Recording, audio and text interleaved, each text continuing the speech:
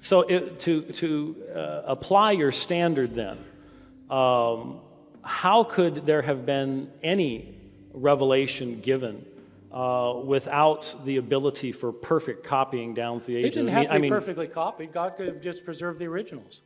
So if there is any claimed scripture from antiquity that does not have the originals, the Quran has textual variation in it, that can't possibly come from God then? I'm not drawing that theological conclusion, and I don't really appreciate you likening me to a Muslim. I didn't. Both in your speech and just now. I'm not making any stand about the Quran. I don't know anything about the Quran. I'm simply making a very basic point.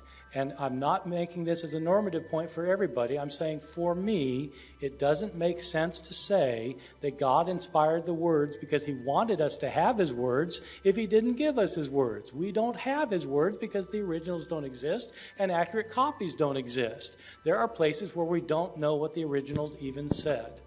So your standard for accurate copy is perfection, is it not? Perfection. Yes, sir.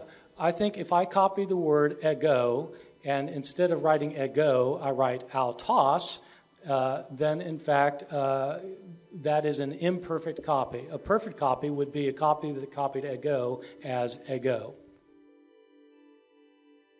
One of my tasks as a teacher at a research university is when I teach my undergraduate students, I try to teach them to think. And I try to force them to think. I try to force them to think logically.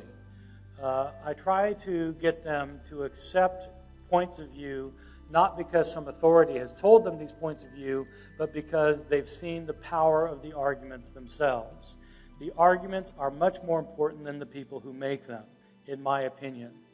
And so it is with what has turned into the key argument in this debate.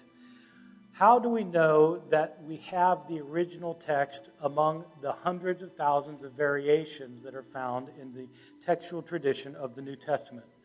Kurt and Barbara Allen's book indicated that, in fact, the original text is always preserved somewhere among our variants, so we can rest assured that we have the original. But is this a view that makes logical sense? That's the question. Scholars have gotten away from thinking this. If you do like authority, then let me tell you the authorities for the other side. It's virtually every scholar who is actively pursuing this in the field, except for a few evangelical scholars. Now, why would this be a theological point of view? Isn't this a historical question? Why is it that only people of a certain theological persuasion would take a certain historical view? Do they have some kind of theological reason for wanting this to be true? If they have a theological reason, fair enough. But what is the logic behind it? The situation is the one that I outlined a minute ago. When Paul wrote his letter to the Philippians, he wrote a letter that was sent through the ancient equivalent of the ancient mail. Paul did not know he was writing the Bible, and the people who got the book didn't know they were receiving the Bible. It was a letter sent from one Christian authority to other Christians. They read the letter. Probably some of them liked it. A couple of them probably didn't like it. Somebody decided to copy it. Well, they copied it, and they didn't know they were copying the Bible. They were just copying a letter. And somebody else copied that copy, and somebody else copied that copy. And of course, there are multiple lines of tradition. Absolutely. I've spent a good part of my career on this, talking about the multiple lines of tradition that come away from the book of Philippians and all the other books. Various copies were made. Many of them differ. They all differ from one another. And then those things were copied, and copies were copied all over the place. The originals were lost. The first copies were lost, the copies of the copies were lost, and the copies of the copies of the copies were lost. What guarantee is it that the entire tradition goes back to some kind of original rather than to a copy? What's the argument for that? What's the logic behind that? Most scholars today simply don't see that as a tenable point of view. That's why leading scholars in America, England, Germany, France, everywhere where text criticism is done. That's why the leading scholars in this field, by whom I mean people who go to the Society of Biblical Literature and read papers on the topic, and who go to the international meetings, and who are members of the Society of New Testament Studies, the people who do this for a living, that's why there is a very strong movement away from even talking about the original text. If you think God inspired the originals, why don't you have the originals? And why is it that we don't know what the originals said in places? The differences in these manuscripts do matter. It does matter whether the Gospel of John calls Jesus ha monogenes theos, the unique God.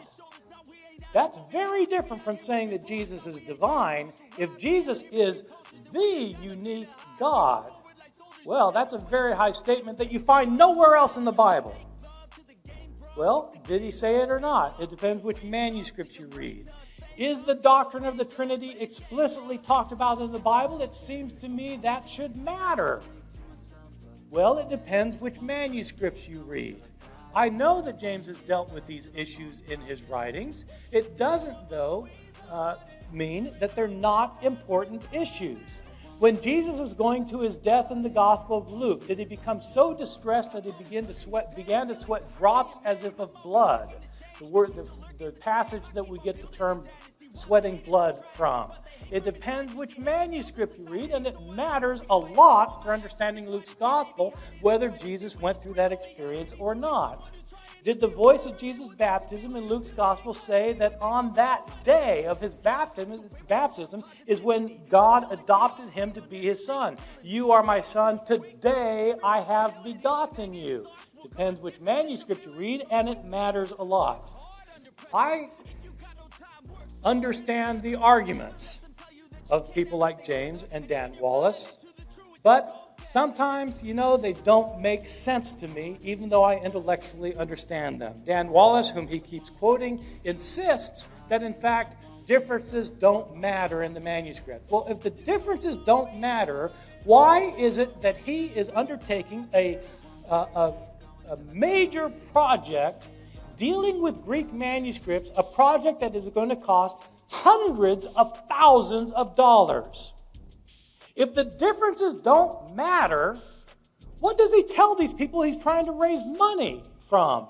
Well, we'd like you to donate $50,000 to our cause because the differences don't matter. Of course they matter. And if they don't matter, it is shameful to be spending hundreds